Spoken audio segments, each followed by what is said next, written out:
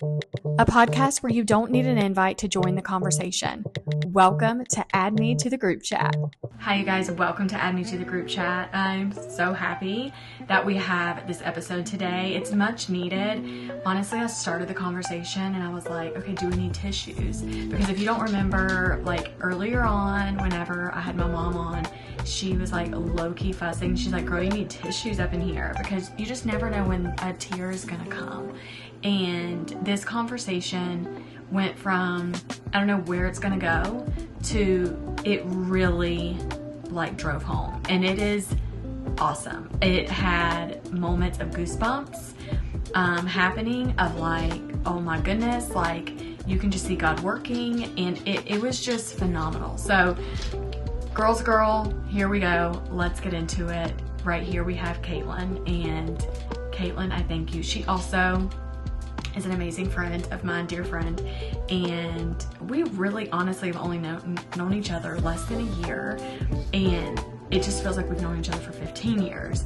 She is so cool, and I just feel like so many things align when it comes to like things we do in life and parent and all that. Anyways, she's awesome, and she did me a huge favor being on today, but her story is phenomenal, and I look forward to you hearing it and getting to know her. So let's go ahead and get right into today's episode. Hi, you guys. I'm with Caitlin.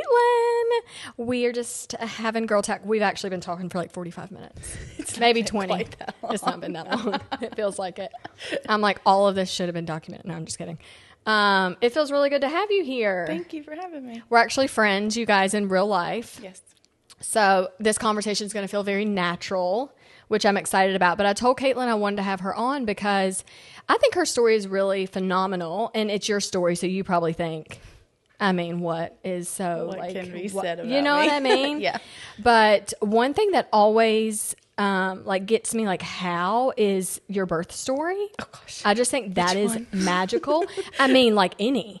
I think that that's magical, and you can talk about that. And you've lived in Hawaii For a little bit. which I think is so cool. It was very unique. Yeah.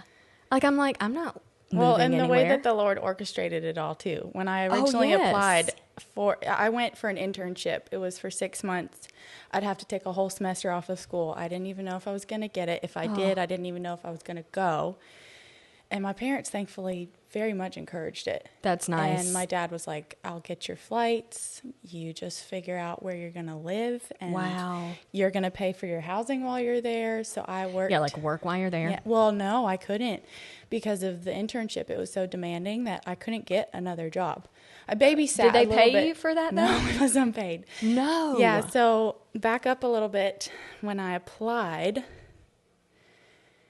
I didn't even know Caleb at the time. My now Wait husband. a second. What did you apply for? It was a. Well, sorry. It was a. I'm just gonna put these on. Yeah, now you can hear it. Yeah, sliding. it still looks great. What was your question? What did you apply for? Oh, like the so, internship. Marine mammal intern. Yeah, okay. And you got to pick your top 3 sections because there was 4 or 5. And I ended up getting my top pick at the time. Oh, that's a which good was thing. to work with sea lions, dolphins, and penguins. That's crazy. So I wanted to have the biggest array of animals to work with, even though that section didn't do as many shows. Because it's a aquarium. They offer experiences for the guests to come in and swim with the sea lions, the dolphins, but then they also offer shows. So were you in the shows? No, I was just the helper for That's backstage. cool, though, because Yeah. you get to see stuff that people want to see. Absolutely. Yeah.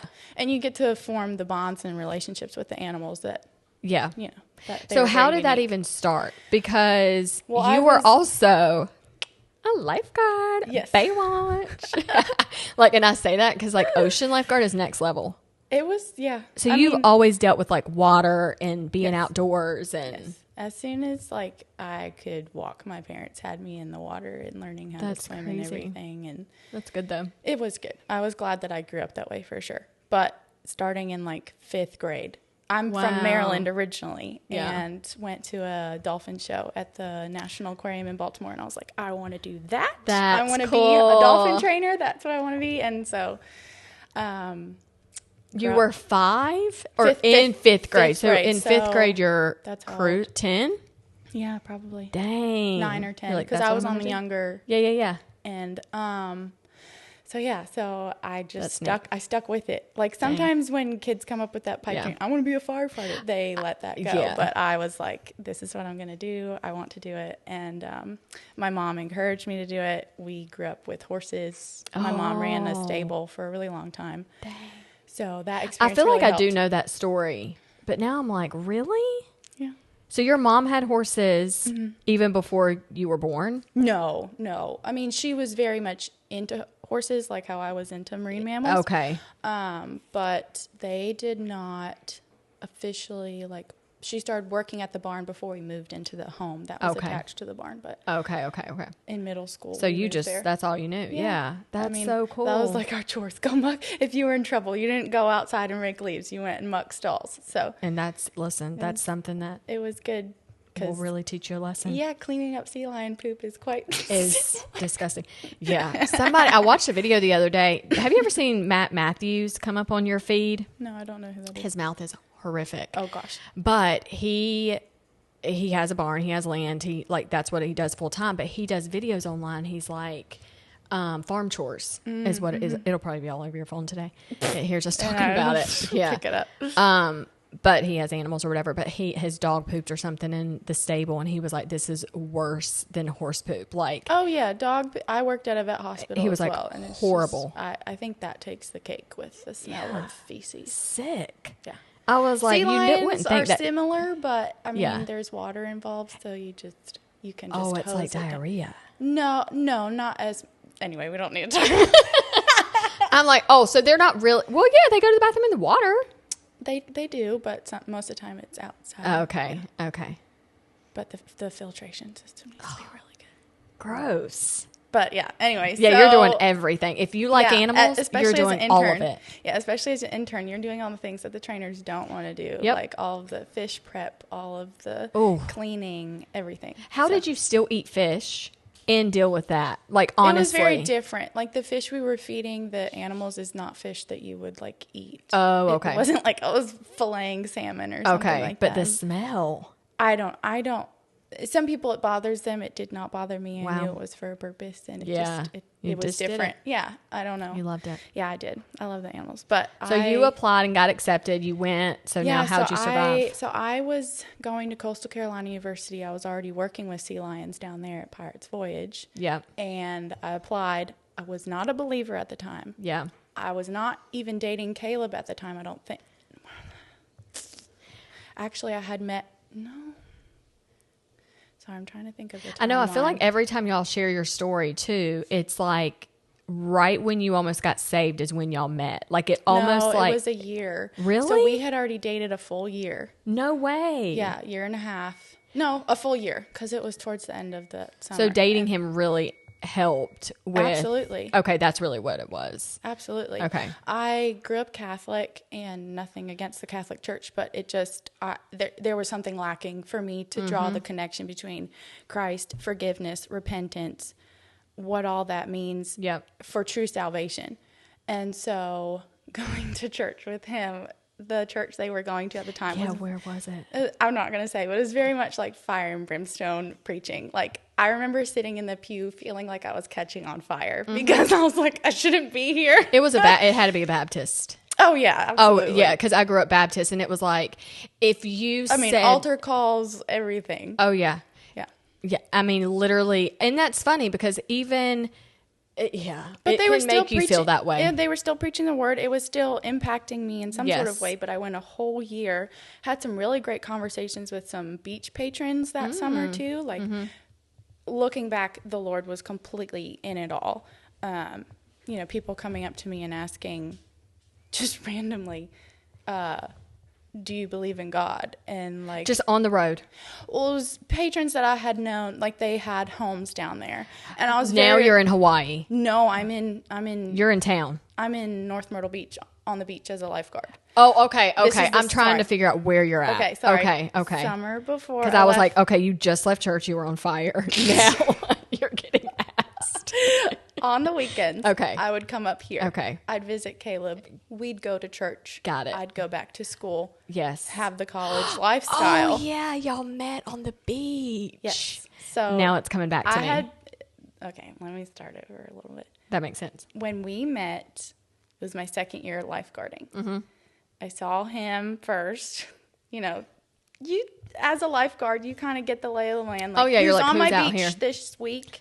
Yep. So he was kind of hard to miss. You're like, oh, that guy. Yeah, he's. Did you work that week? Oh, yes. Did you just socialize? Well, so it was 4th of July week, so none of us really had off. It's the busy. busiest time Dang. in and any beach, really. But Yeah. his nieces, like. Oh, they were like so little. Yes, and it was also. Do you guys follow soccer? It was like World No. Cup. It was like World Cup along with the 4th of July. So all of us lifeguards were just like painted up with the zinc. Oh, yeah. Yep. The girls, Abby and Sophie, they came up and they were like, "Lifeguard, will you paint our noses?" That's cute. Anyway, there was a little boy that. Did we tell you this story? No, I don't think so. I didn't even know the girls were there. Yes. So the whole. I just assumed he was with his buddies, and then y'all met. The whole family was down. That was when I met Tammy, Trent, like Shut my brother up. and now sister-in-law, and like their daughters were 4 and 5 at the time. Babies. Yes. Dang. Like as old as my kids Isn't now. that so sweet, though? Because now you can really look back and you're like, I knew y'all as soon as I met him. Yes. Like, that's cool. It is very cool. Yeah.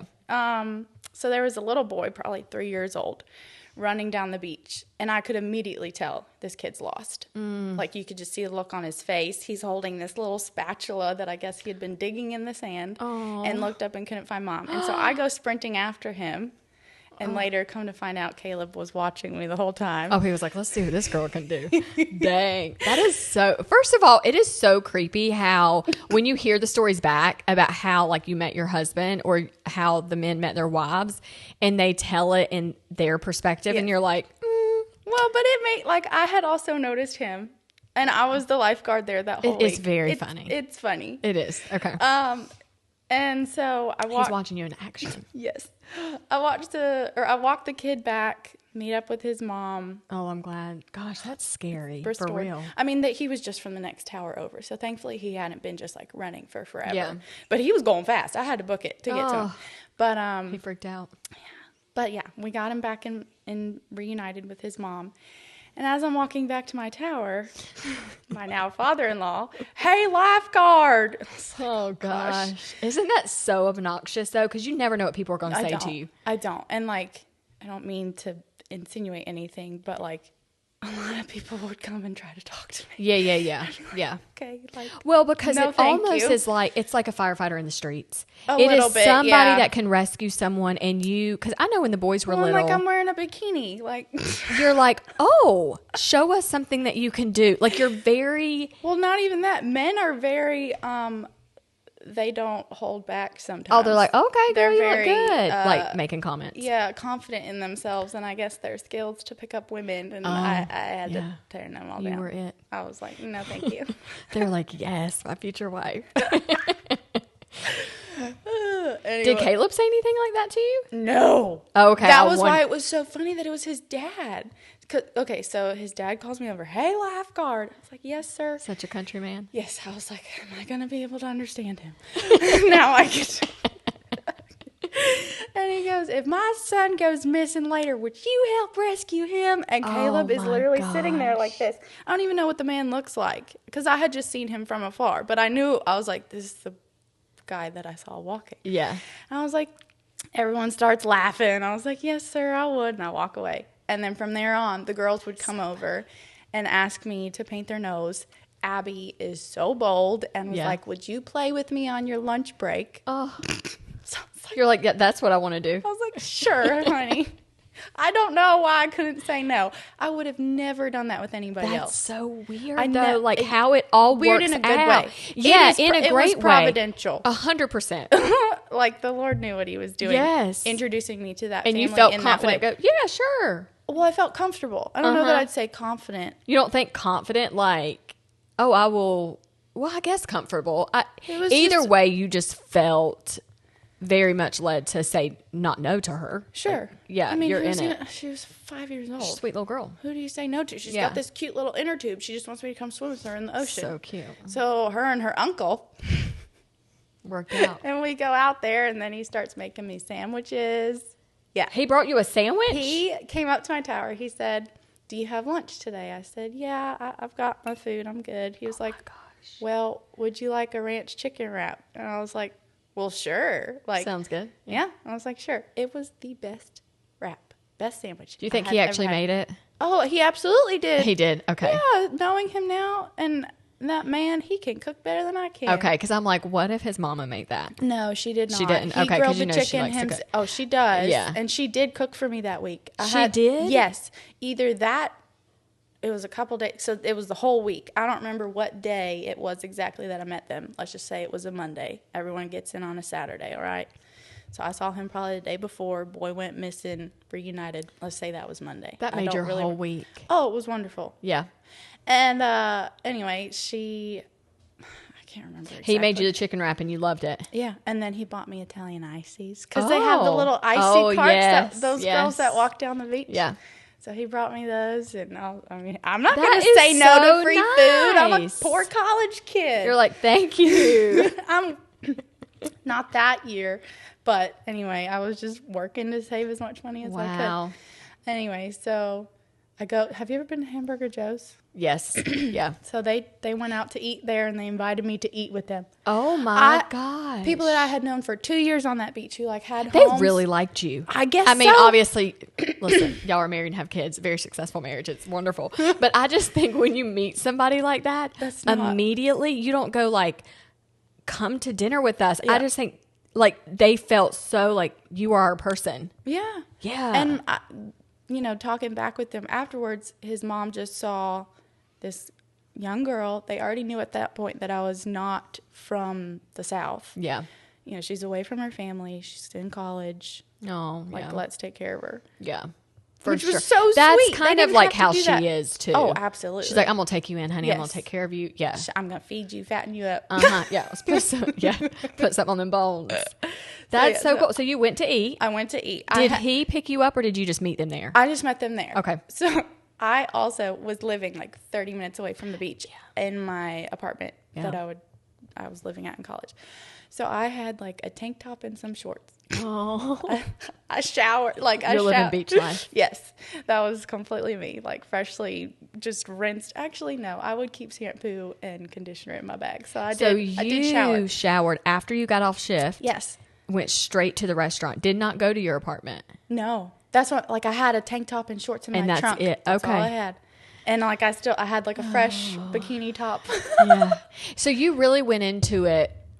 Oh, I'm sorry, y'all, with the mic. You went into it thinking, these are really kind people. Yeah. He's handsome, cool. It's going to be a great dinner. I don't know why I said yes. Not I have a crush on you and I want to date you forever. No, I had no idea. Yeah. I didn't even think anything was going to come of it. Okay. I wasn't like, oh, him, Yeah. Like, I was very worldly at the time, just floating on a breeze. Yeah.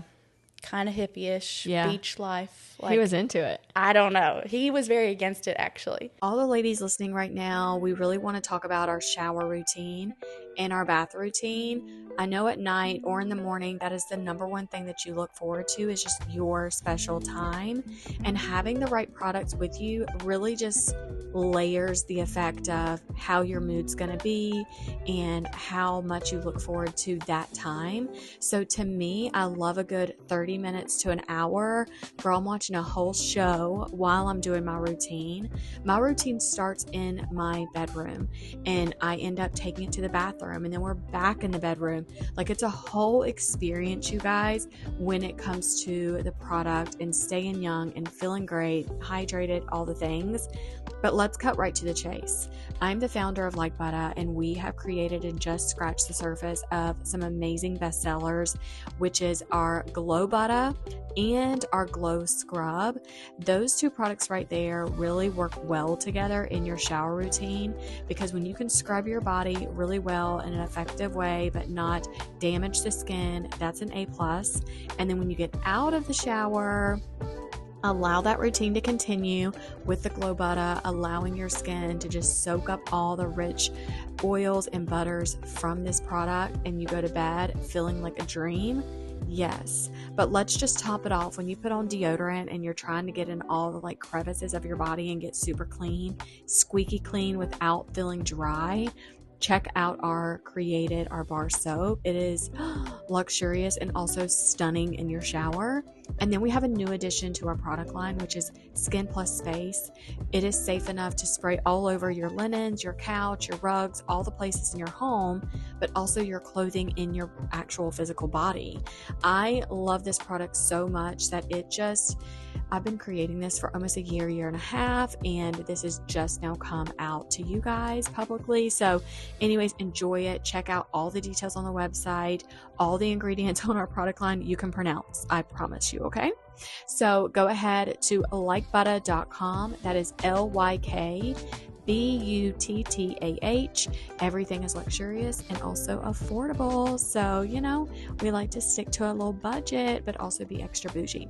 All right, well, let's go ahead and get right back into today's episode, which is so wild. It wasn't, though. We're not equally yoked at this point. It really wasn't. Yeah. And it's his story. I'm not going to go into his past, but he felt very standoffish. At that point, he was really, really digging into his faith. Yeah. And was just like, no, I don't need to pursue another woman right now. I need to pursue Christ. Yeah. But I was very determined after meeting him and his family, like, I want to date this person. Yeah. So they left, after the week-long trip. And the next weekend, I came up to visit and went to church with him. That's so crazy. And I was just like, wow. And we started reading the Bible together. That's so cool. I still did not feel fully convicted, like, I need to give my life to Christ, because I was like, well, I'm a good enough person. I was baptized as a baby. Yeah. I'm good. That was what I thought. Yep. No, I was so wrong. And we had dated a year. That following, so we had dated. I applied for the internship. Caleb was like, well, sure, you should do it. And I got it. And I knew I was going to be leaving that August. Mm-hmm. So I worked my tail off. I was working 3 jobs just to save up. So did y'all officially date, or did y'all just see where it went? No, so their trip was in July of 2014. Yeah. And then we were kind of casually, it was very serious. I was like, I want this person to be my boyfriend, or this man. And he was just like, I don't know. I don't think so. I'm not sure. And then I really pinpointed him, and I was like, well, why haven't you asked me to be your girlfriend yet? And you've traveled and gone to church with him? You've gone to... Yeah. Y'all really have spent a lot of time with each other. It was a month or 2 into seeing each other. Okay. But he, again, in his mind, he was like, this girl is not a believer. Yeah. She's not born again. I don't know that this is who I should be with. Yeah. Or, to him, he was probably like, why am I wasting my time? Yeah, I can see it's both very sides. clear in Scripture that you're not supposed to hitch yourself to someone who's not walking the same road. Well, because it definitely distracts you and, everything. But I think it's cool that y'all spent time in the Word together. That's what bonded you guys. He got me that Christmas a MacArthur Study Bible. Yeah, which is good. Yeah. So there was a lot of things that the Lord was using to poke and prod me and draw me to him. And so got the internship for Hawaii. Yeah. I'm working very hard to save up, but I am still all very much worldly, and I ended up not being faithful to him at that time. Oh.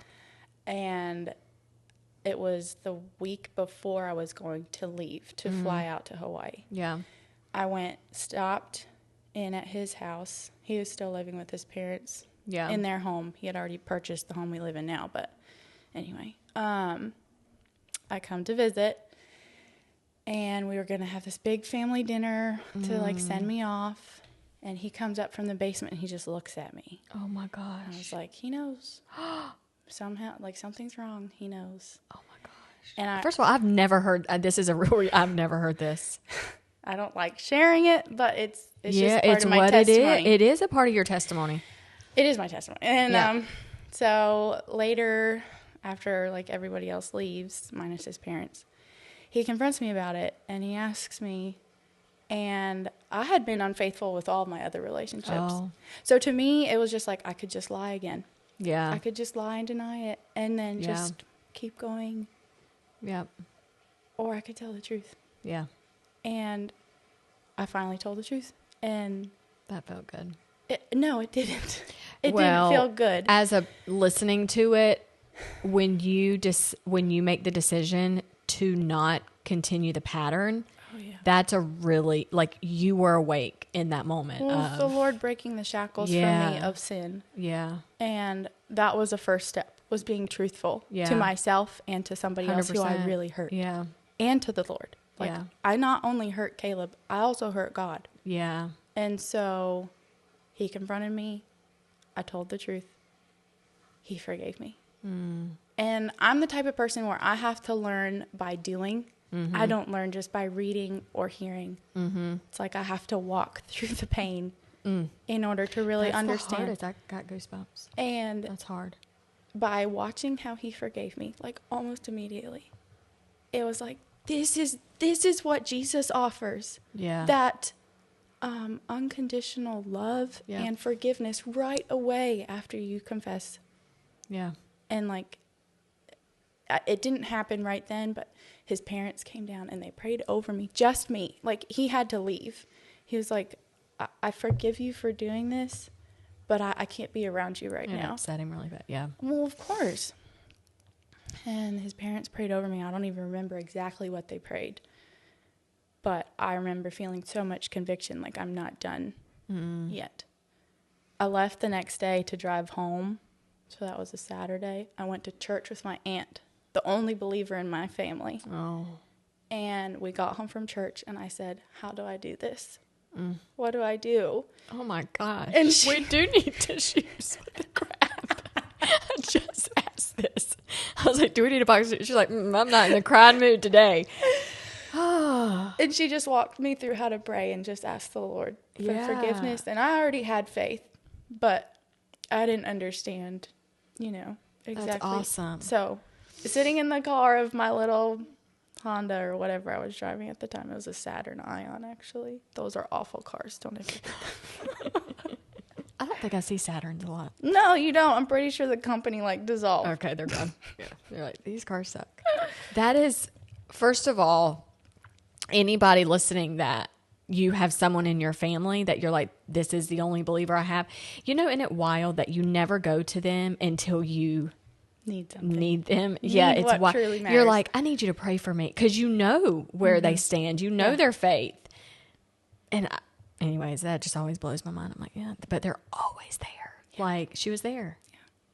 That's and magical. it was wonderful. And God really was working. That's a year from meeting them. Yeah, over a year, because July to August. Yeah. It was just the beginning of August. I flew out the first, That was good timing. It was. And after that. How old are you? Or not now, then? I was. Because that was in 14? So just 2014. I don't know. I'm not going to do the math. I was 20. You were young. I was about to be 20. No.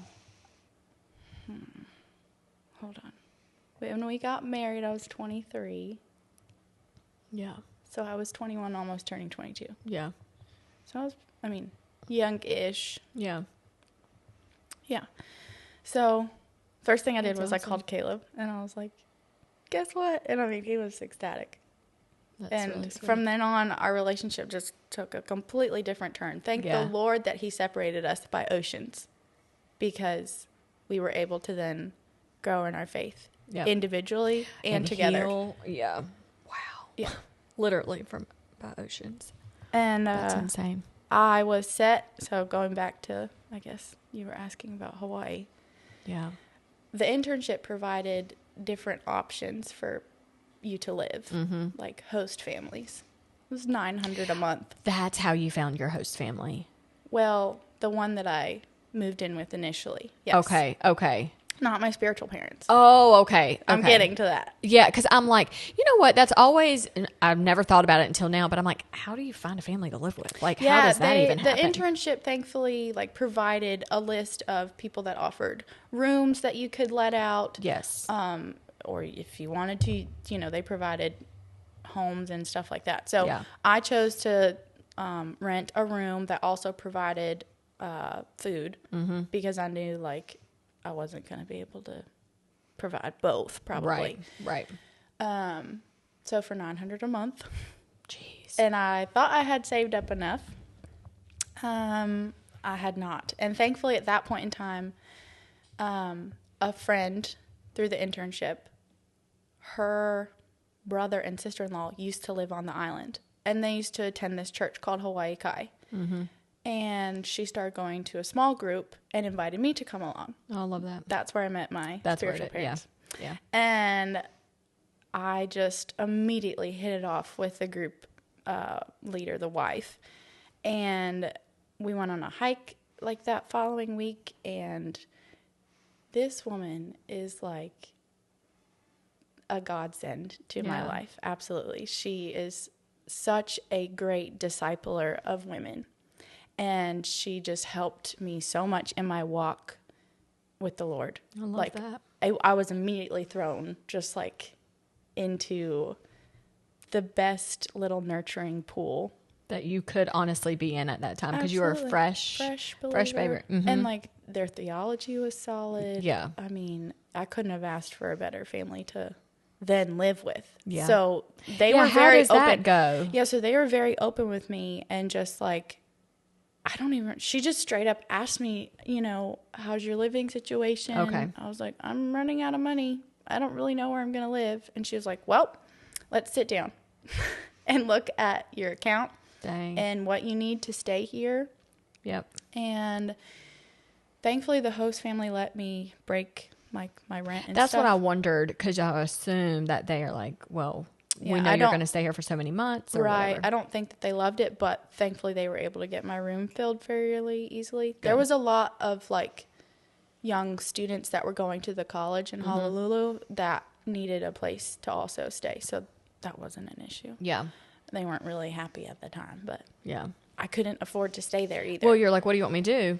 Stay here and not be able to pay you guys? Yeah. Or get somebody to come in? Yeah. So Tamara and Jason, they said, okay, how much do you, like we came up with a budget. Yeah. And with that budget is what I paid them for me to stay with them. And honestly, like you were like, she's like, let's look at your account. That is the best for someone that's young, that's trying to like manage money and live somewhere new. I don't have my parents here. Yes. Look at anything you want to look at. If you got some advice for me, let's go. It was great. And they had a younger daughter. She and I are like 3 years apart. Mm-hmm. And we're like sisters. She was older than you or younger? I'm older than her. Okay.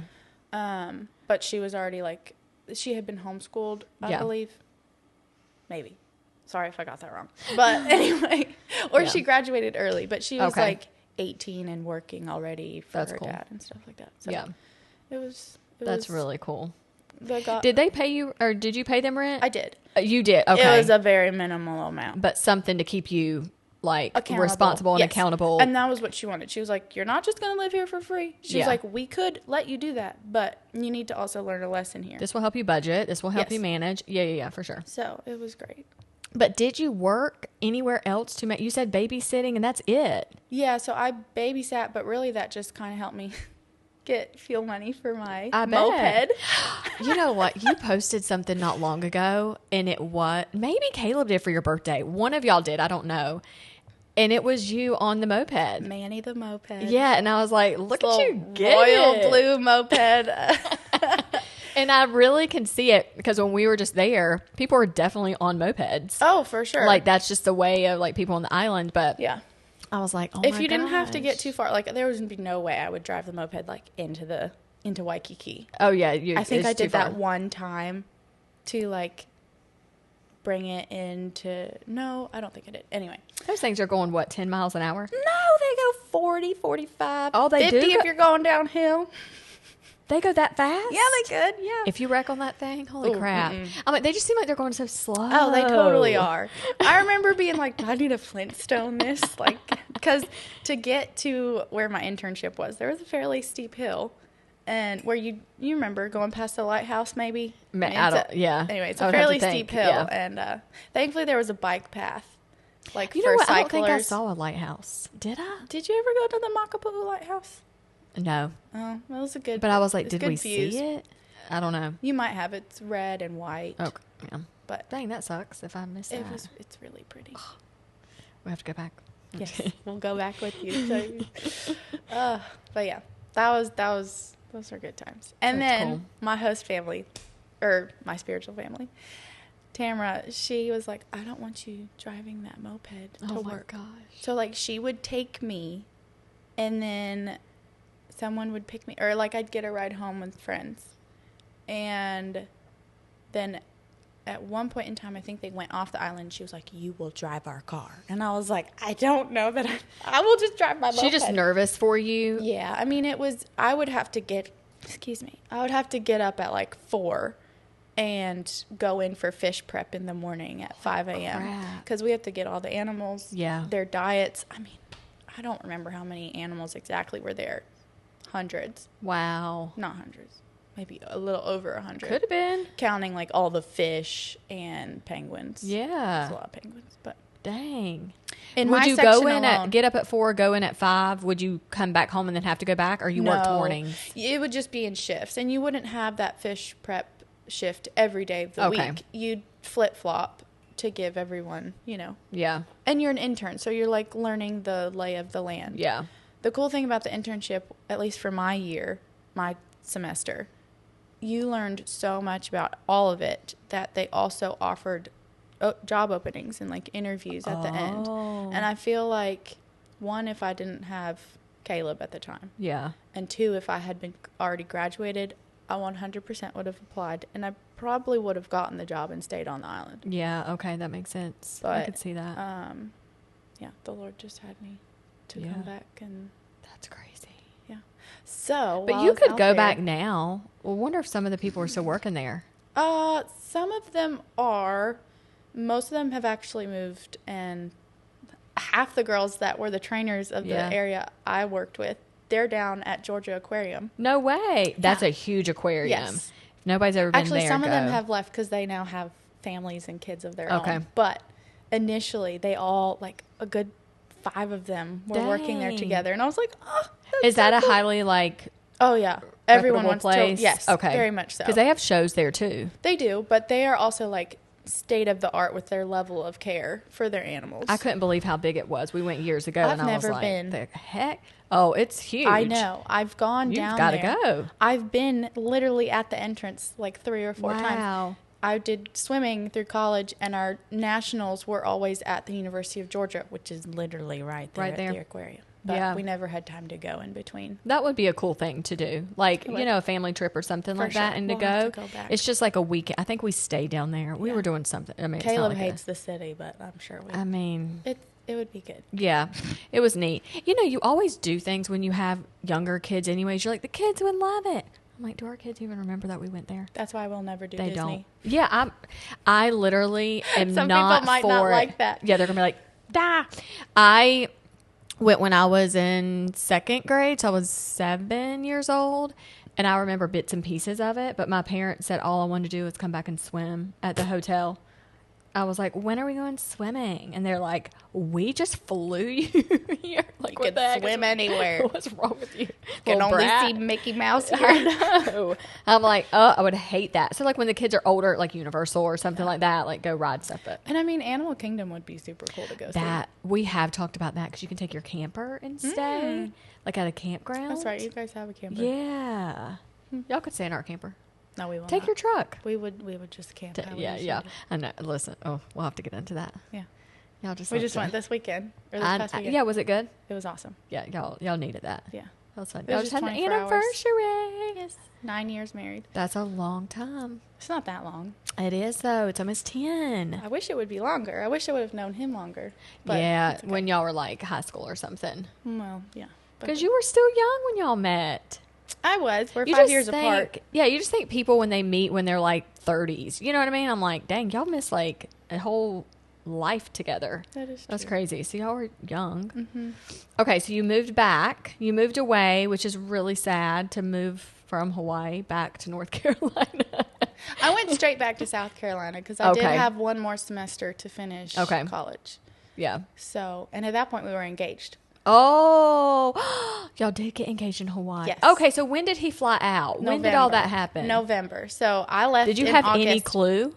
I mean, yes. You did? So, but that was back when Snapchat was really popular. Yeah, I never used it then. Okay. Well, Snapchat was really popular. And before I left, he had just gotten, the man will go through cars. Not so much anymore. But anyway, he had this little red Miata convertible. And he sold it. And he had this stack of cash. And he sent me a Snapchat that said, "Wonder if this will fit on your finger." And there you go. Well, that gave me a huge things hint. that guys do that he's like, I will sell this to get you your ring. Oh, Very sweet. that's really nice. Yeah. So I knew and I expected it like First of all, every can he single not time. keep a secret to himself? Apparently not. He got too excited. If he had, I mean, I would have just been like, "Oh, this is nice. He's coming to visit," but also it just means something. But I wouldn't be like expecting it. That's cool. But with him sending that, I was like, you're like, oh, there's he's no way getting a he's not. So Yeah. anyway, And if he didn't, you'd be like, what are you waiting for? We're in Hawaii. Why would you not propose here? maybe, but I Yeah. still would have just. But yeah, he did, and it was wonderful. That's so sweet. It was good. How long was he ended up being there before he had to come? Because that's a really long distance. Yeah, for y'all. he was just there for a week. Yeah. I mean, and thankfully, they gave me like 2 days off while he Yeah. was there. Where I think usually we would only get like 1 day off a week. And that's before FaceTime? Really? Skype. We Skyped a lot. That's how... Girl, Remember you- Skype? Yes. I First of think- all, you're aging us. That's when Skype people are like, what's Skype? It's this little, it's like Zoom, It is like Zoom. but you can't add more people. Yeah. It's yeah. just one-on-one, right? Does that even exist anymore? Probably I not. wonder. Maybe. Skype. Wow. That We'll is have to Google that later. It's like when dial-up was it. Oh, gosh. Whatever that sound. Yeah. I would be like trying to sneak on the internet and that comes on. Okay. That's not happening. You ain't going to sneak with And that. then my parents come down the hallway. They're like, were you on the internet? And I'm like, no. They're like, interesting. What the freak is that noise? I don't even remember when like Wi-Fi switched. I don't know. I don't know at all. Because we had like a box in our house when we were married. And I remember that was like for cable. But I guess it did internet too. Because you would have like internet and cable and everything wrapped in one. Do you know what I mean? Yes. But now you have like Comcast offered like the all-in. yeah, it would be But like now weird. it's like you can have just All of you got You the can apps. stream. Yeah, Anyway, everything is so it's different. wild. Our generation is so crazy, or at least, I mean, I feel like we're kind of in the same realm where you grew up without those things, Yes. or the things that we have now, and we got to see the advancement of technology, and then we're trying to navigate our children through a very technology-heavy world. Yeah. Not So fun. let's talk about that because the girls that were just here this morning, I was talking to them. Their kids are so much older, but she's like, yeah, they just want a game. You know what I mean? And I'm like, I am not. Do your boys game? No. Every parent that says anything to me about gaming, they're like, don't do it. Yeah. Just don't do it because you will. So the only thing the boys do, they got computers for like school to use for school. But they can go and get like free games. Like they go to like free games or something. It's like this little race car and they just move there. I don't know. It's nothing in depth. But like that is the extent. And that right there can about send me over the edge. Because I'm like, I said, come wash your hands because we're eating dinner. And they're like, my game. And I'm like, boy, I will crush that computer if you say one more thing. Like, I'm like, that's the extent. Yeah. And like a TV show, watching a show. Yeah, we get that. They're like, they're not even listening to what the house is on fire and they're watching the show. Do you know what I mean? Yes. Like, I'm just not interested in it. I have to set like a timer, like a physical timer. I bet, It goes yeah. beep, beep, beep, beep. Like they know, Yep. okay, time to get off. Yep. Because otherwise I would lose track of time. I'd be too invested in what I'm doing. Yes. So setting timers definitely helps. Well, we align a lot, like when we're like, get outside and play. Like our kids love to be outside, mine love do to too. be in the water. It is the hard creek. when it has rained 3 days Yeah. straight. Like, Yeah. what else are we going to do? We built a fort. You did? In the house? Yes. Yeah. Is it still up? Like, No. Does it stay up for days? No, our Okay. house isn't big enough to allow Yeah. that. Do you pull the chairs in and blankets and... A few chairs, but like I have multiple ottomans and we'll use those and we take the cushions off the couch and Oh, you went extreme. Oh, yeah. If you take the cushions off the couch, though, are you stacking the cushions to make it? So they wanted something squishy on the bottom. Oh, so I was like, why. well, let's just do this. Yes. And then I stacked like our big L-shaped one up Yes. so that it was kind of like a wall. Yeah. And then Ada was involved. That's my She's 1-year-old. She She's was cute. pulling down the blankets, and it was fun. That's cute, though, because we used to do that as kids, but we would use sheets. Oh, yeah. Oh, I should have done that. Pulled out sheet, yeah. Because they're so much lighter. The blankets are so heavy. Yeah, that was our problem. And they aren't as big. Or like a sheet would be bigger. Yeah. And like a fitted, too, because it tucks it. Oh, that's brilliant. Yeah. Cruz did one. He's pretty, kids at this age, if we just let them do. Oh, yeah, let them be bored. They amaze the crap out of me. Yes. And I'm like, how did you just do that? Yeah.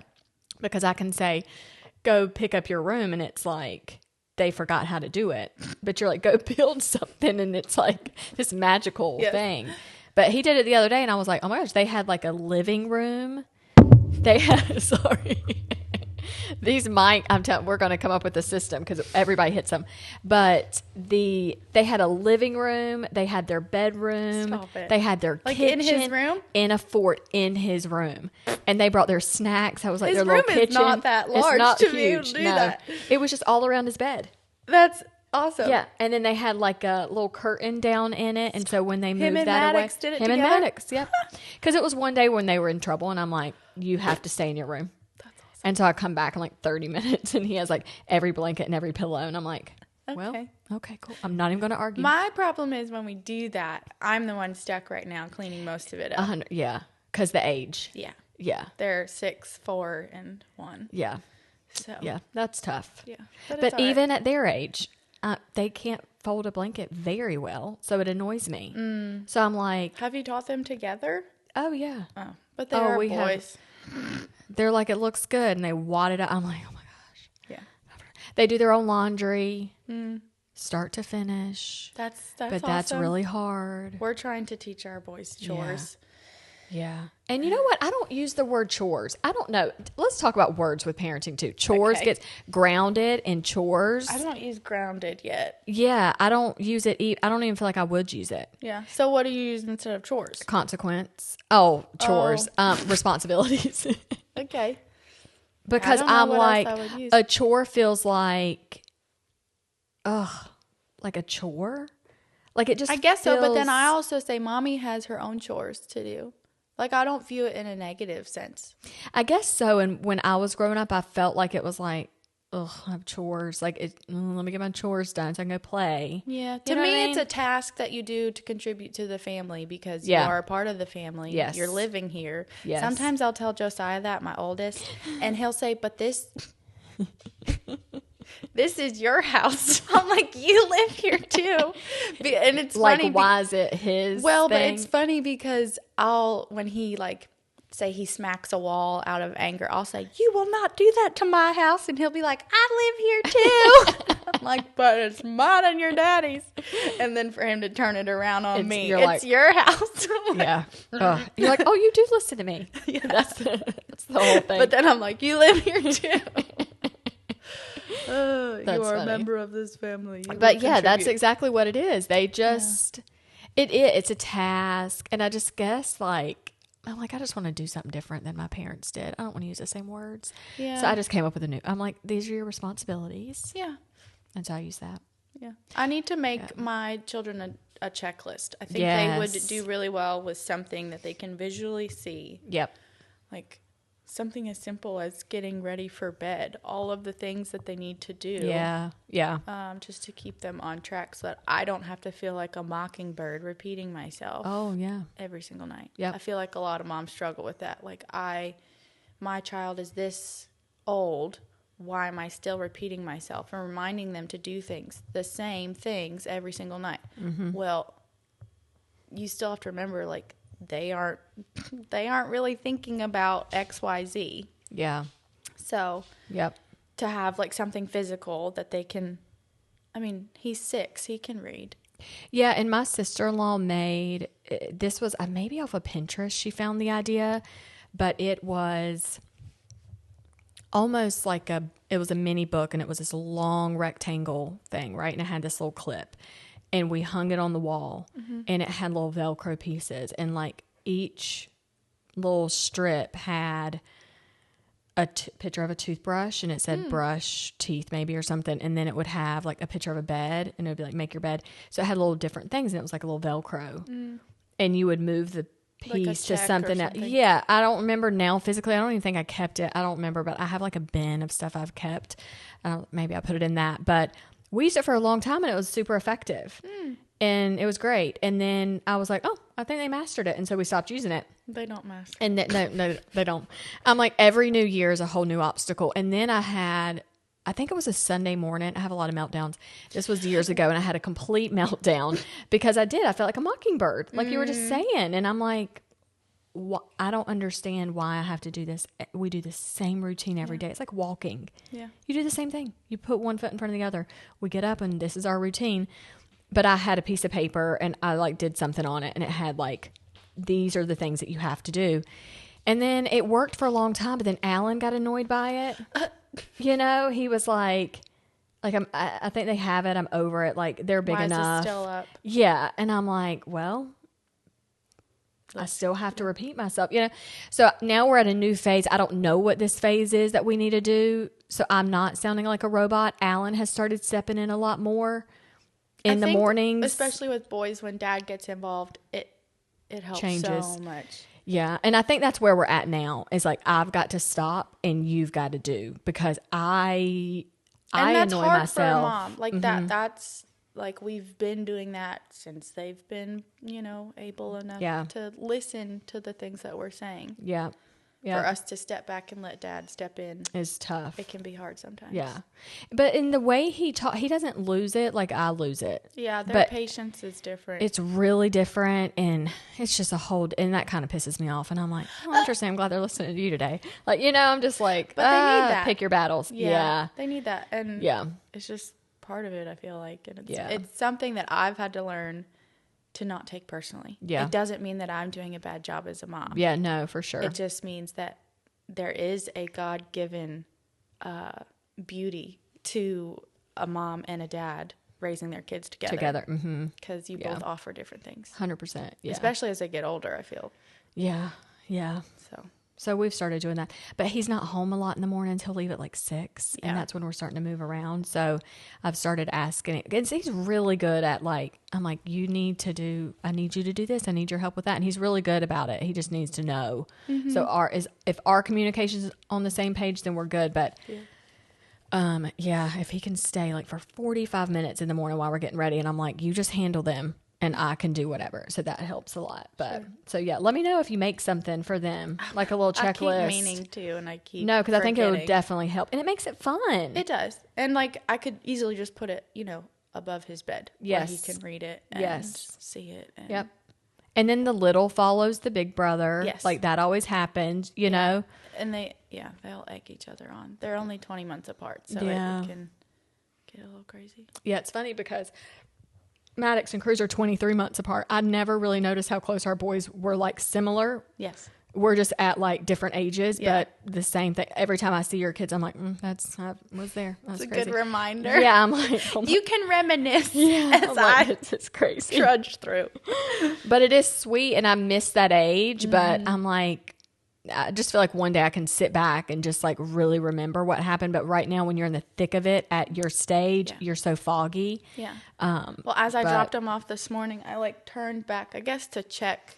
And all I saw was like a handprint smear down my window. And I was like, soon enough, that will not be there at all. And I will be so sad when those don't grace our windows and our walls. I know. So I don't usually clean those off. Or like toe prints. Toes? Yeah. On your car windows? Yeah. Take off shoes and socks. Cruz puts his feet on everything. He would. He really does. I mean, yes, he would. Everything. Yeah. He like wiggles his little toes around. I don't. I have feet. Yeah. You and Matt, there's Maddox. He's like, get your feet. We have no like whisper or talk. We go extremely like, we're like this or we're yelling. We're at 100. Why do we do that? I have zero idea. I hate it. I don't like yelling. I hate it too. But it's like, I don't want to keep repeating myself. And for some reason that works. Yeah. But that can't, so Caleb. It can't be effective. No. I don't think it is effective. It's not. No. I know it's not. No. And Caleb will be like, if we have this thing, and I actually learned it from the younger gal that I lived with in Hawaii. Mm-hmm. She has a son that's older than mine, and they came to visit, and she would say, when do we obey? And his answer would be right away. So it's like they learn and they know, and you teach them what that means, because they could just be, at first it's just they're repeating it back to you. Yeah. But once you teach them, like, okay, well, what does it mean to obey? Yeah. And once they can respond back to you with a good enough answer, I listen, I do what you say. Yeah. Then you know that they're understanding what it is you're asking of sure. them. But children are born innocent, Amber. Don't you know that? Yeah. Are they? Oh, it's a lot. I was like, it started like when they were young, like touching buttons. Oh, and yeah. you're like, don't touch that. And they're like, no. Me. Yeah. They are not taught to sin. We are born that way. Yeah. It's insane. I've also learned how to apologize to my kids. Yes. I say sorry a lot. And I think that shows them what forgiveness looks like, too. If we're not modeling Christ for our kids, how can we expect them to understand? Yeah, 100%. Don't you jump on Caitlin. Don't. Hop down. Timber, I don't know what you need right now. Get down. He's so aggravating. He says, I want to be on camera. Get down. No, Timber, get down. Yeah, he is. Yeah. He needs a haircut. No, we're going into winter. Yeah, well, he looks like a black cotton ball. Get down. I make fun of my mom's dog because she's white and puffy. And I'm like, I call her cotton ball. She's like, don't call her that. That's what she looks like. He looks like a black cotton ball. All right. So talking about kids, let's talk about birth. Because I did all the drugs. Oh. And I did not. And you did not. Yeah, complete opposite. I don't think when I was having kids that I definitely believe it was talked about. I just was never invited into the room. Wasn't a huge thing either. It wasn't. I feel like that has been a huge opportunity for a lot of women to learn a lot of things that they otherwise might not have known at all. Yes. Yeah. I agree with that. So people having children now or in the last 5 years, I'm like, thankfully you had other women to listen to their stories, see all the things. Like, it's different than like, let me Google something or let me read. Right. What was the book that was really popular? And it was like, what to expect when you're expecting. Yes, that. Like reading that. And that's a very Western based. Yeah. Like, is it West? No, I don't know. Modern form of. I would say modern. Yeah, that's a good word to use for that. Whereas to go back to more of like I don't want to say traditional, but just the way that it was meant to be. I feel like it was kind of. Something that my midwife says is babies were, how does she say it? I'm going to butcher it. Babies were meant to be born even if no one was there type thing. Like, yes, there are complications that occur, but most of the time, birth is meant to happen with nobody else there. Yeah, you just birthed your child. Like, yeah. It'll hurt. Literally She's not on saying your it's own. not going to hurt. Yeah, it's going to hurt. I mean, animals have babies every single day too. Yep. I mean, and they're not getting drugged up. Yeah. Yeah. But I think everybody freaked me out, and I was like, I don't do pain anyways, so why would I want to go into it with a ton of pain? So I was just like, yes, more drugs, bring them on. And that's just how I faced it. But do you feel, your pain tolerance is not very high either. No, not at all. No, it's like a contraction. I'm like, oh my gosh. And they're like, you probably have to poop. And I'm like, I don't know, you guys. I feel like I'm dying. Like that type of feeling. I just didn't. I feared the pain that you can't stop. And even with an epidural and even with like whatever else they give you, Pitocin makes sure Pitocin makes the contractions speed up, but it doesn't minimize pain. Correct. Yeah. They actually are worse. The contractions are worse when you're on Pitocin because it's stimulated contractions, not instead of like your gradual. natural contractions. I remember thinking in the moment, and I will tell you, my rooms were bright and very sterile and loud. And it's like, hey, we have some interns here. Can they come in? And I'm like, whatever. I also let some foul words fly. My mom, my husband, and my sister were in there, and they're just having a good old conversation with the doctor, and I am in severe pain. Have you had an epidural at this point? Yeah. And I'm in the middle of like pushing, like actively pushing. And they're like, just chatting? they're like, what are you going to eat for dinner tomorrow? No. And I'm like, if y'all don't shut the, like I'm losing it and I'm in so much pain.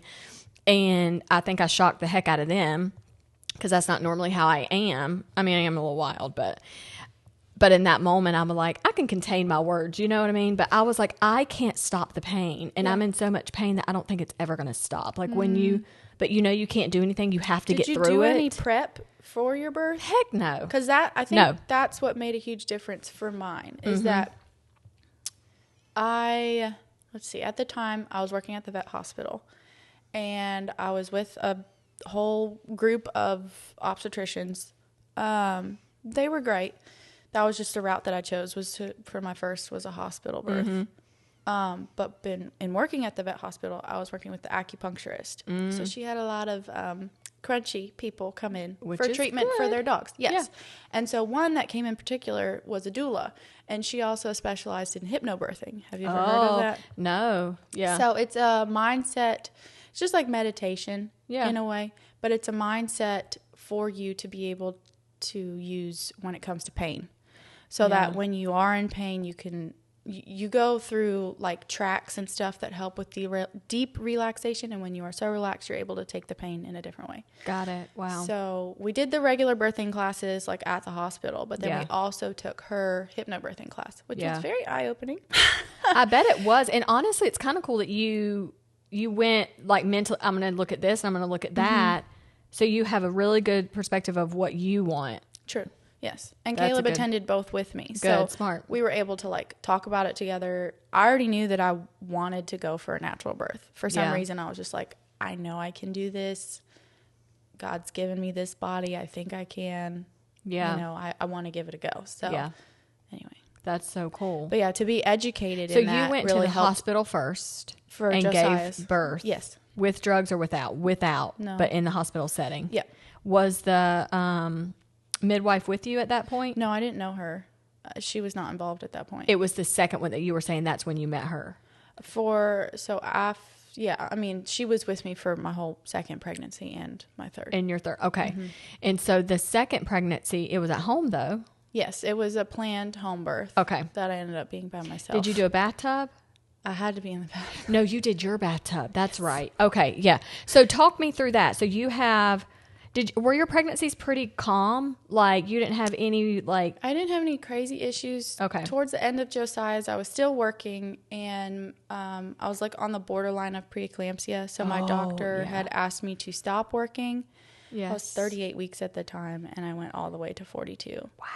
And no, I was 36 weeks. Oh, I was 36 weeks. A few more weeks of that. That's crazy. It was so boring. He didn't put you on bed rest though. He just said stay home. Yeah, she was like, I just don't want you working. And she was like, I'm worried that stress is contributing to this for you. Honestly, it was a lot of like white coat syndrome at that point. Have you ever heard of that with your blood pressure? Like you go into the doctor's office, they go to take your blood pressure. Oh, and you're good. You're nervous. Oh. You're nervous and so nervous that it skyrockets your blood pressure to a level that normally would not be. Oh, I always think it's the opposite. So when you said that, I was thinking, oh, you go in, you're normal, but you're at home and you're like, your body's going nuts. No, white coat syndrome is like flipped. Opposite. So like okay, wow. You get too anxious. Because I had one bad reading one time, so I was like, they're all going to be like this. So they would take it initially when I would get there, and then they'd put me in my room to like be examined or whatever. And then nurse would come in and take it again, and it would be fine. Wow. So that's why she kept letting me go later instead of pushing for an induction. And you went 42? I did. This was your first 42 weeks. And I was so thankful that I had the doctor I did. If she was still practicing, I would throw her name out there. Dang. But she let me go all the way. And I was scheduled for an induction the next day. I went into labor the night before. I kind of think though, when you go that long, you probably there are calculations of how far along you are anyways. Yeah. Don't you feel like it's not always on point? It's a guess date. It really is. Like, unless you're like, we did it one time and this was it. Well, and they're judging it based off of your cycle too. And every month, every woman's cycle, it can kind of change. So yeah, and who knows how accurate those actually are, because there are some women who go early every single time. There's other women like me who go late every single time. So yeah. And you weren't dilated at all either, or I didn't get checked. I did not want to be checked. Oh. I had done a lot of research at that point, and I knew I didn't want vaginal checks at all. So you had no idea. Oh, I didn't need to know. You were just like, if we're going to go and I'm going to be 10 and let's go. Well, you'll know when you know, like when you can't ignore them anymore, the contractions. It's happening. You know that it's time. Yeah. But maybe it's just a thing now. People are like, I'm dilated 3, I'm dilated 4. Like, you know what I mean? I feel maybe like too many people rely on that because you could be at a 3 or a 4 for weeks before you actually go into labor. It's such a false sense of where you're at with your labor actually starting. It doesn't mean that your body's not doing all the right things. Your body's absolutely working and doing all the right things. Okay, yeah. But just because you're dilated doesn't mean you're going to go into labor the next day. True. And like effacement and all of that, positioning. Yeah. Labor can happen like that. It really can. And it does for people. For me, the less I knew, the better. Okay. As long as like I had to go in and get the non-stress test done. And that was super helpful, but also hilarious because they would be like, you're having contractions. I'm like, I don't feel anything. Yeah. So my pain tolerance was like, it's very not, I guess, the norm. Yeah. But I also had back labor. Oh, so it was horrible. That hurts. It was a different type of pain. And yeah. So that was just, I know these mics. That was Josiah's labor. It was 26 hours long. I pushed for like an hour, maybe a little less. They did have to break my water. So that was the one intervention that I did have. At like 25 hours, my doctor was like, you are getting very tired. I can tell. Let's just see if breaking your water would help with anything. I was like, sure. And he was born like... It feels so weird when they do that. It felt like 10 minutes, but when I looked back at my chart, it was an hour long, which is wild. Because like in the moment, you think... You're like, that was fast. Yeah. Yeah. But yeah, it was awesome. And I'm really glad that I did that. Yeah, it makes you feel... I don't think that women need it for like a badge of honor. It's not like it makes you better. It's just like if some women, their mentality... It's like, let me let my body do. And I'm like, if that's how you feel, go with that. I wish I would have done that, kind of. But I'm like, I don't know if midway I would have changed my mind. Do you know what I mean? I had a code word. That was something that so maybe they only knew it, right? One person only knew Caleb knew it. And that's it. Okay. Yeah. Yeah. I think it was orange. Yeah. And it's like, if I say that, because I mean business. You're going to want to say, this is something that the doula helped us through. She was like, you're going to want to probably say you can't do this. Yes. But sometimes that's just to get it off of your chest and work through that wall that you're up against. Yeah. Because something that was great about the hospital birthing class was that they had talked about fight or flight. Like, you're going to be in that mode. And thankfully, I had come up with a whole birth plan and the lights were dim. Like, I had all the things that I needed to make it as, like, soothing of a atmosphere as possible. Oh, I love that. And Caleb found these Christian hypnobirthing tracks. Yeah. So she's reading scripture, she's saying prayers and very, very good things. Yeah. That really helped me. But because it's also a mental thing. It is. Like, you really have to let go and just let it go. Yeah. But I think a lot of it was his positioning, the back labor. My water didn't break on its own. Yeah. But once they broke it for me, he was He came really fast. That's he was so 9 cool. He was 9 pounds. He's a big old boy. Yeah. Big dude, chunky baby. And then your second was my born. second. So since I was able to do it without medication at the hospital, I was like, my friend group at that time, they were all in the home birth world. Like, some of them had all of their babies at home. Dang. And so I was like, I can do this. Yes. And so we met and interviewed with our midwife that we then hired, and she was wonderful. She's amazing. And the morning that I had Zeke, I had to take Josiah to his ISR swim lessons, which is like infant swim rescue. So very intense swim lessons. It was his first day. I was like, he is not missing these swim lessons. I went to the gym that day, dropped him off in nursery, went to a friend's house, then went back to drop him off or to do the 10-minute lesson. Yeah.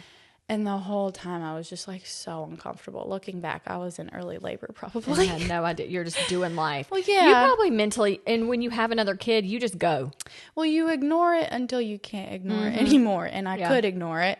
But I was supposed to see my midwife that day. And I had just told her, like, I don't think I need to be driving. I feel like something might be happening probably tonight. So she was like, you stay home and rest. And she was like, I feel like baby's coming. At this point, I was like 41 weeks and a couple of days. I don't remember exactly. But yeah, so I get Josiah down for a nap. And she has me do a couple of moves because it felt like his labor all over again. Back labor. I felt awful. Yeah. And y'all were just on a phone call. No, this is just me texting her. Oh. Like, I wish I would have called her because she probably would have heard in my voice, like... Okay, like it's happening. Maybe. Because it like, okay, yeah. But I didn't want to inconvenience anyone until I knew. Because I was just like, if this is going to be another 20-hour labor... Right. I don't want to have everybody... I just felt my, like, people-pleasing demeanor. I was like, I don't want to have to call anybody. Yep. And Isn't it weird how we do that, though? We just think it's such an people are like wanting to help. Yes, like they would have. Honestly, so I had two friends that were supposed to be there. They would have been there in 2 seconds. Mad that they. Anyway, I'll get to that. Yep, I bet.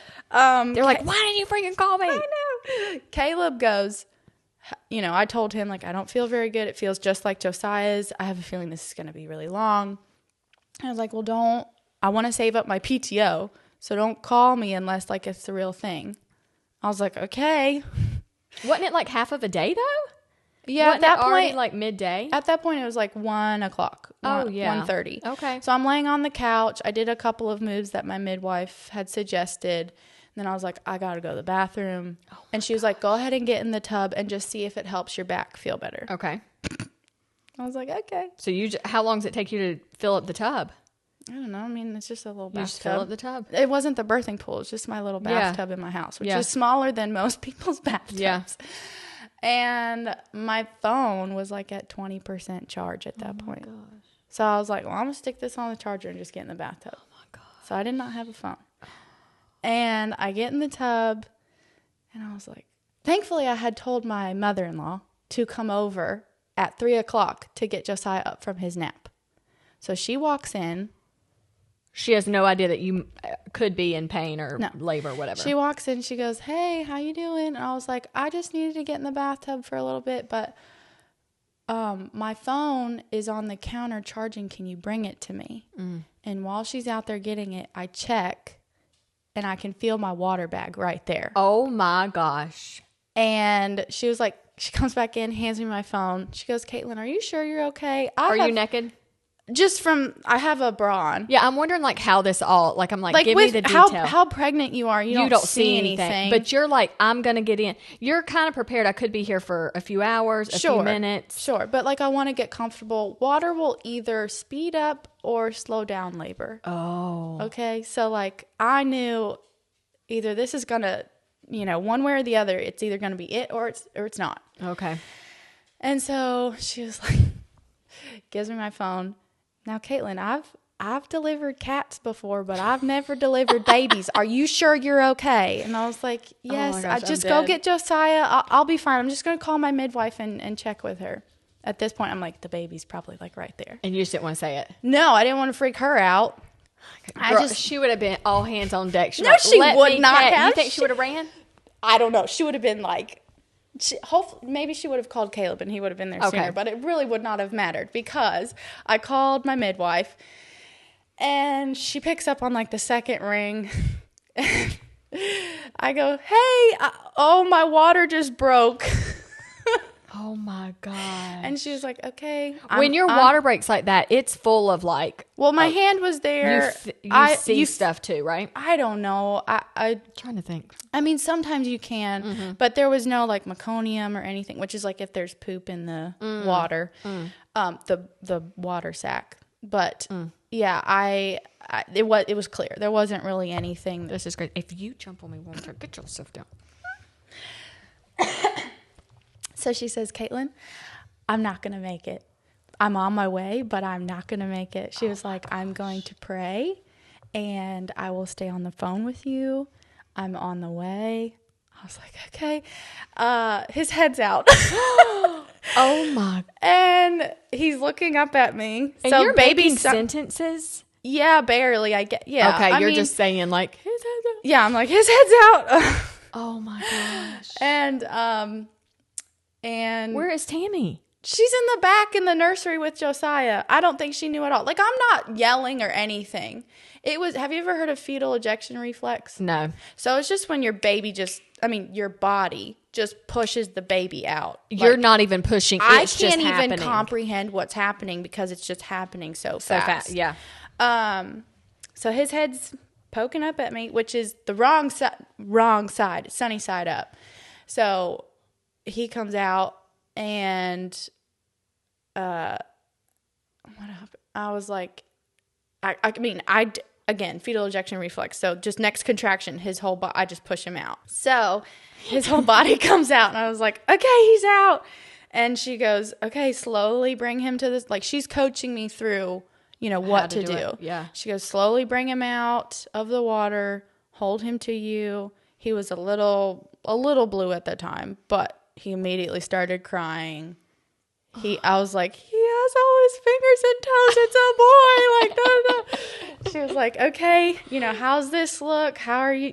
She was just having me do all the checks. That is insane. And she was like, okay, I'm getting off on your exit right now. I said, can I call Caleb? He doesn't even know he has a son. Yeah, like, this is wild. Like, you are like, I'm just having a lot of pain. Meanwhile, you were literally in active labor and had zero clue. Yeah, I looking back, I was like, well, dang it. Why didn't I use the iPad to, like, FaceTime him or something and get him there sooner? But I really had no idea. In my mind, this was going to be another 20-hour labor. Yep. Typically, moms, how their first labor was, you can kind of cut that in half. Yeah. So I thought, we would be looking at like a 14-hour labor. Yeah. But, yeah. It was so crazy. It was like less than 2 hours. Another thing, too, is don't cut the umbilical cord right away. Yeah, Let it stay until it's white. In the hospital, typically it's like, oh, cut the umbilical cord. Like, literally 30 seconds after the baby's born. It's crazy. With Josiah, I had requested a delayed cord clamping. Yeah. So for you gave birth to him. Doesn't matter if anybody's there because he's going to lay on your chest. Mm-hmm. He's going to cry. He can he can latch. Mm-hmm. All the things. Yeah. And it's fine. Yeah. He's fine. Yeah, he was great. He was so healthy. Sweet. It was hilarious at the same time because I took a selfie and I sent it to my two friends that were supposed to be there. And they're pissed. Yeah, because like at first I said, y'all might want to come. Because like, how you can go from being on a phone call to text. So I just did that. And they were like, what? And then I sent them that selfie and they were like, what? That is crazy. I called Caleb and all he hears is a baby crying. Oh. And I was like, we have a boy. He was like, you what? That is wild. Typically his drive from Mooresville to our house takes 30 to 40 minutes. He got there in 20. He wasn't playing around. And he was in Pinky, his big old Toyota truck. Oh, yeah. Yeah. Uh-huh. He was passing people. Luckily, he on made 152. It safe. He risked his own life. Well, he wanted to get home. He's like, let me see my baby. He probably was in shock thinking you literally just gave birth at the house and no one's there to help you. Yeah. So now what the heck is Tammy doing in the other room? She actually came in as soon as I got off the phone with my midwife. Okay. So Josiah was the first person to really see meet him. That's actually so sweet. He's like, baby. Oh. It was really cute. I mean, he was 20 months at the time. Oh. It was very precious. That's really cute. And she was just like, I can't believe you did that. First of all, this sentence where that needs to be a caption. I've given birth. I've helped with kittens, but I never helped with a human baby. Are you sure you got this? Where's your midwife? That is so funny. Yeah. That's a cool experience. It was wild at the time. I don't think anybody in my friend group had such a fast birth either. So everyone was like, are you the bathtub baby? Yeah. Like I went to the gym, the following weeks, however long it was and they were like, is that the bathtub baby? That's what Zeke was referred to as. But he was. Yep. That's and then, really cool. You know how you do a meal train for moms? Yeah. Common now. Everyone would be like, can I see the bathtub? They just see how small it was. Well, it's like the size of our bathtub. It's a traditional bathtub. Like it's very shallow. A shower tub combo. Yeah. Like that's, what it is. I was like half out. Oh, you know what? Because you said, okay, now talk about Ada. She was at home. Yes, another planned home birth. Yeah. And but everybody was there. Yes. Okay, yeah. For that one, I was like, okay, as soon as I really start to feel things, yeah, I'm going to let everyone know. So they can be here. So something that I think between you and maybe Ava at this time, but it was like, oh, maybe I watched a video too. I think it was a combination of all these stories, but it was always like lay on your back, sit, push. That's the thing. But no, you can get on your hands and knees. And like, that's really a good way to give birth, right? And I was like, oh my gosh, I've never really heard of that. Yeah. But that's... Even with Josiah's in the hospital, I was turned around facing the wall. The bed was like that, and I was sitting here. Yeah. And I pushed him out Yeah. that way. But my doctor was very much so... Do like, what your body needs to do. Yeah. Yeah. No, I think that is... Anybody that's pregnant, I'm like, do all your research, because this is like, don't just do the first thing you hear, like, or think you have to do. Yeah, you don't have to be in the stirrups. Even if you have an epidural, like there's so many options now that physicians are open to that you should do the research yourself and figure out things that you can do, or hire a doula. That's the whole point of a doula, is to be an advocate for the birthing mom. Yes. Yeah. So Caleb was kind of my doula in the hospital setting. For the first one? Yeah. He was hilarious. He like had all these birthing positions like printed out with a checklist and like a time, so that he would know like when I last did a certain position, and we'd move on to like a different one. Good for him. He was very involved in like... He was like, I got this. Yep. We're going to do it. Yeah. It's good when the guys do get involved like that, because you're going through so much and you're like, I can't think about it. Please think for me. Yeah. Be my brain. That's the point of a doula. Yeah. If husband isn't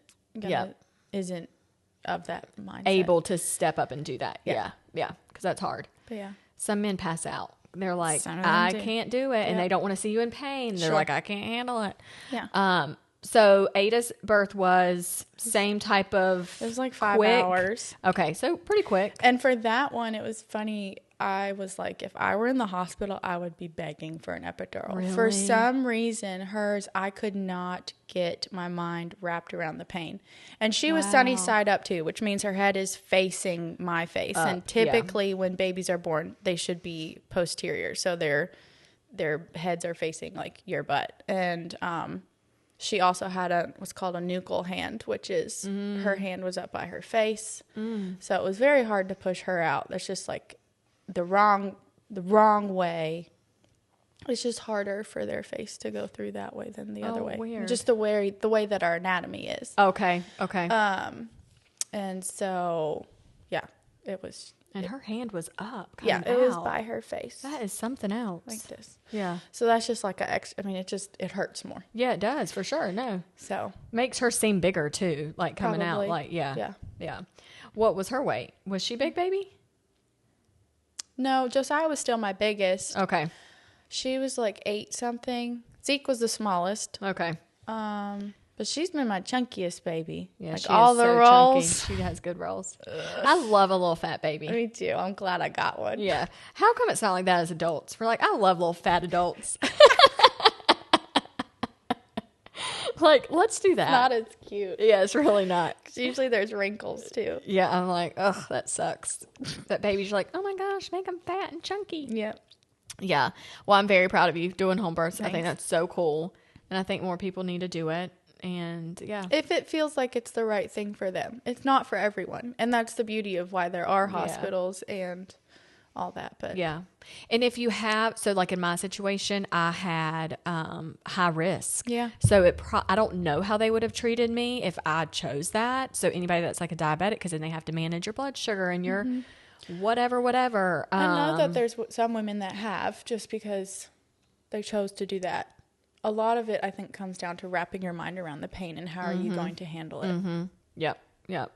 Yeah. And if there's like a NICU involved and like, you just never know. Every situation's different, but definitely even being in a hospital, some hospitals even offer like water births in the room. Like, you can request it. So, I mean, I think, but you have to call the hospitals and maybe ask to, I don't know, see which one offers, because I know some in our area do and don't. True.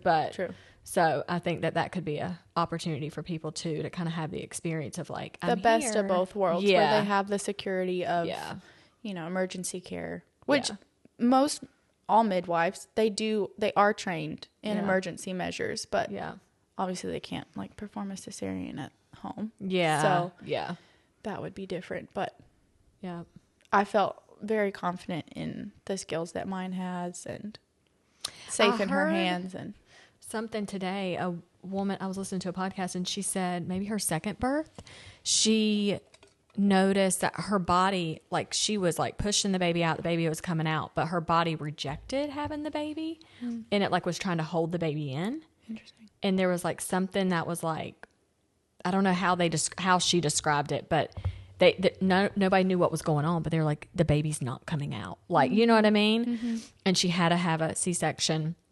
And then after the C-section, they were like, oh, this is what your body was doing. We see, like, it was some type of like sac or something trying to hold the baby in. Interesting. Something weird how she described it. And I was like, I've actually never heard of that. But it was her body rejecting having it. Was trying to do the opposite. I'm like, what the heck? Yeah. Like, isn't that wild? Yeah. That's crazy. So definitely everybody's experience is different. But, knowledge is key. Birth is beautiful. Birth is beautiful. Yeah, I think it's so We cool. don't have to fear it. No. Yeah. I was just unknown. It was just the unknown. For sure. That's how I feel. We've talked about having a fourth, and I'm just like, I don't know. Yeah. For some reason, I've walked through two losses, technically. Yeah. We think Ada was a twin. Really? Yes. When y'all had the ultrasound, y'all had 2 sacs? And one was empty. And it was very evident. Our ultrasound tech she was like very, very skilled and very knowledgeable. So I believe her 100%. Yeah. And it wasn't, I was like, is this a remnant from the miscarriage that I had the month before? And she was like, no, sweetie, like that's already. That already passed. Your body already got rid of that at this point. I was 9 weeks pregnant at the time. Dang. And you know what? More women don't talk about that either. It is painful. Loss, but miscarriaging. Yeah. Like actually passing. I was 8 weeks before Tinley, then had Tinley, then Maddox. And that, I was 8 weeks. So you were 9. Yeah. Well, that hurts. With that one, I had just gotten done with a workout, and I had miscarried the month, like the previous pregnancy before that. And so I'd started to have, I thought it was maybe just breakthrough bleeding, but I wanted to be sure. Reached out to my midwife. She was like, come in at this time and we'll try to see if we can find a heartbeat or something, but just rest. She was like, working out would not cause you to miscarry. Because that was always blame yourself. Yeah. Like, I was like, did I just do something wrong? Yeah.